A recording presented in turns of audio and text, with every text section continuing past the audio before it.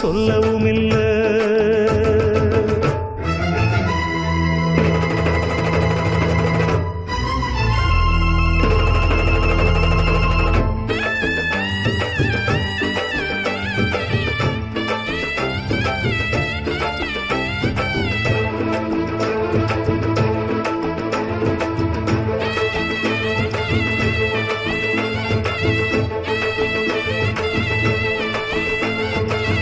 ஒரு எறும்பு கடிச்சாலும் தாய் மனசு நோகும்.